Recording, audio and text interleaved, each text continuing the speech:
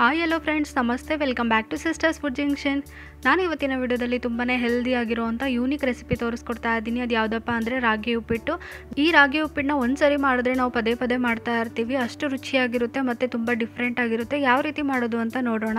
ನೋಡಿ, ನಾನಿಲ್ಲಿ 1 ಕಪ್ ಆಗೋಷ್ಟು ರಾಗಿ ಹಿಟ್ಟನ್ನ ತೊಗೊಂಡಿದ್ದೀನಿ. ಅದು ಒಂದು ಪ್ಲೇಟ್ಗೆ ಹಾಕ್ಕೊಳ್ತಾ ಇದ್ದೀನಿ. ಈ ರೀತಿ ಚೆನ್ನಾಗಿ ಹರಡ್ಕೊಳ್ತಾ ಇದ್ದೀನಿ. ಹಾಗೆ ನಾನಿಲ್ಲಿ ಸ್ವಲ್ಪ ನೀರನ್ನ ಸ್ಪ್ರಿಂಕಲ್ ಮಾಡ್ಕೊಳ್ತಾ ಇದ್ದೀನಿ. ಹಾಗೆ ಅದನ್ನು ಚೆನ್ನಾಗಿ ಮಿಕ್ಸ್ ಮಾಡ್ಕೊಳ್ತಾ ಇದ್ದೀನಿ.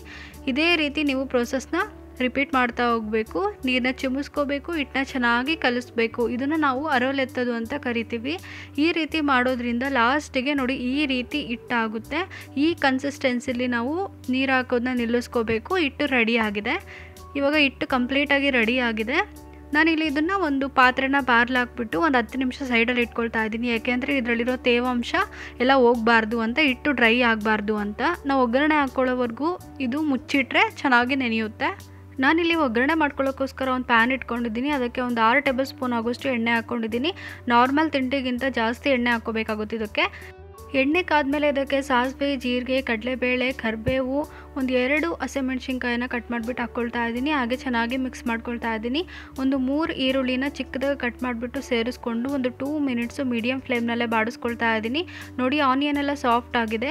ಈ ಟೈಮಲ್ಲಿ ನಾನು ಒಂದು 2 ಟೊಮೊಟೊನ ಚಿಕ್ಕದಾಗಿ ಕಟ್ ಮಾಡಿಬಿಟ್ಟು ಸೇರಿಸ್ಕೊಳ್ತಾ ಇದ್ದೀನಿ. ಟೊಮೊಟೊ ಎಲ್ಲ ಚೆನ್ನಾಗಿ ಸಾಫ್ಟ್ ಆಗೋವರೆಗೂ 1 ನಿಮಿಷ ಚೆನ್ನಾಗಿ ಫ್ರೈ ಮಾಡ್ಕೊಳ್ತಾ ಇದ್ದೀನಿ. ನೋಡಿ, ಹಿಟ್ಟು ತುಂಬಾ ಚೆನ್ನಾಗಿ ನೆಂದಿದೆ. ಇವಾಗ ಸ್ವಲ್ಪ ಹಿಟ್ಟನ್ನ ಹಾಕ್ಕೊಂಡು ಚೆನ್ನಾಗಿ ಮಿಕ್ಸ್ ಮಾಡ್ಕೊಳ್ತಾ ಇದ್ದೀನಿ.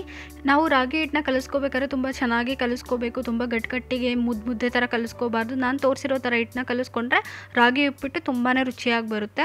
ರೆಡಿ ಮಾಡಿ ಇಟ್ಕೊಂಡಿರೋವಂಥ ರಾಗಿ ಹಿಟ್ಟನ್ನ ಹಾಕಿದ್ಮೇಲೆ ಒಂದ್ಸರಿ ಚೆನ್ನಾಗಿ ಮಿಕ್ಸ್ ಮಾಡ್ಕೊಂಡ್ಬಿಟ್ಟು ಲಿಡ್ನ ಕ್ಲೋಸ್ ಮಾಡಿಬಿಟ್ಟು ಒಂದು 3 ಮಿನಿಟ್ಸು ಲೋ ಟು ಮೀಡಿಯಮ್ ಫ್ಲೇಮ್ನಲ್ಲೇ ಬೇಯಿಸ್ಕೊಳ್ತಾ ಇದ್ದೆ. ಎಣ್ಣೆಲೇ ಅದು ಚೆನ್ನಾಗಿ ಬೆಂದಿತ್ತು.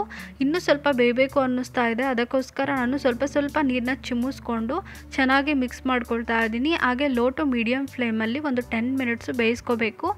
ಇನ್ನೂ ನಮಗೆ ಬೆಂದಿಲ್ಲ ಅನ್ನಿಸ್ತಾರೆ ನಿಮಗೆ ಸ್ವಲ್ಪ ಅವಾಗವಾಗ ನೀರನ್ನ ಚಿಮ್ಮಿಸ್ಕೊಂಡು ಚೆನ್ನಾಗಿ ಬೇಯಿಸ್ಕೋಬೇಕಾಗುತ್ತೆ. ಈ ರಾಗಿ ಉಪ್ಪಿಟ್ಟು ಮಾಡೋ ವಿಧಾನನೇ ಈ ರೀತಿ. ಒಂದೇ ಸರಿ ನಾವು ನೀರು ಹಾಕಿ ಬೇಯಿಸ್ಕೊಳ್ಳೋಕ್ಕಾಗಲ್ಲ ಅಲ್ವಾ. ಅವಾಗವಾಗ ನಾವು ಚೆಕ್ ಮಾಡ್ತಾ ಬೆಂದಿದೆಯೋ ಇಲ್ಲೋ ಅಂತ ನೋಡಿಕೊಂಡು ನೀರನ್ನ ಚಿಮ್ಮಿಸ್ಕೊಂಡು ಲೋ ಟು ಮೀಡಿಯಮ್ ಫ್ಲೇಮ್ನಲ್ಲಿ ಬೇಯಿಸ್ಕೊಳೋದ್ರಿಂದ ತುಂಬ ರುಚಿಯಾಗುತ್ತೆ ಈ ರಾಗಿ ಉಪ್ಪಿಟ್ಟು. ನಾವು ಎಲ್ಲ ಥರ ತಿಂಡಿನ ತಿಂದಿರ್ತೀವಿ, ಬಟ್ ಈ ರೀತಿ ನೀವೇನಾದರೂ ನಿಮ್ಮ ಮನೆಯಲ್ಲಿ ತಿಂದಿಲ್ಲ ಅಂದರೆ ನೀವು ಮಿಸ್ ಮಾಡದೆ ಈ ರೆಸಿಪಿನ ಟ್ರೈ ಮಾಡಿ. ತುಂಬ ರುಚಿಯಾಗಿರುತ್ತೆ. ನಮ್ಮನೇಲಿ ಕಾಯಿ ತುಂಬ ಜಾಸ್ತಿ ಇದ್ದಾಗ ಈ ರೆಸಿಪಿನ ಮಾಡ್ತಾನೆ ಇರ್ತೀವಿ.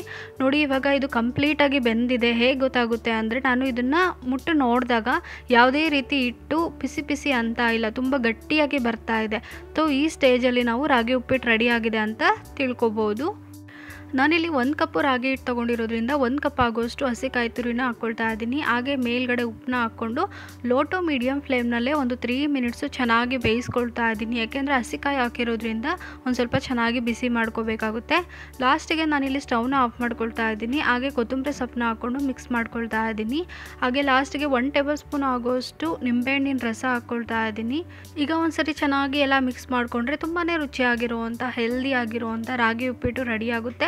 ಮನೇಲಿ ಏನಾದರೂ ಹಸಿಕಾಯಿ ಇದ್ದಾಗ ಈ ರೆಸಿಪಿನ ಟ್ರೈ ಮಾಡಿ. ತುಂಬಾ ರುಚಿಯಾಗಿರುತ್ತೆ. ನಾವು ಕಾಯಿ ಎಷ್ಟು ಹಾಕ್ತೀವೋ ಅಷ್ಟು ರುಚಿಯಾಗಿ ಬರುತ್ತೆ ಈ ರಾಗಿ ಉಪ್ಪಿಟ್ಟು. ತುಂಬಾ ಟೇಸ್ಟಿ ಆಗಿರುವಂಥ ಹೆಲ್ದಿ ಆಗಿರುವಂಥ ರಾಗಿ ಉಪ್ಪಿಟ್ಟು ನಿಮಗೆ ಇಷ್ಟ ಆಗಿದೆ ಅಂದ್ಕೊಳ್ತೀನಿ. ಇಷ್ಟ ಆದರೆ ವಿಡಿಯೋನ ಲೈಕ್ ಮಾಡಿ, ಶೇರ್ ಮಾಡಿ, ಕಮೆಂಟ್ ಮಾಡಿ. ಹಾಗೆ ನಮ್ಮ ಚಾನಲನ್ನು ಸಬ್ಸ್ಕ್ರೈಬ್ ಮಾಡ್ಕೊಳ್ಳೋದನ್ನ ಮರಿಬೇಡಿ. ಹೀಗೆ ನನ್ನನ್ನು ಸಪೋರ್ಟ್ ಮಾಡ್ತಾ ಇರಿ. Thanks for watching.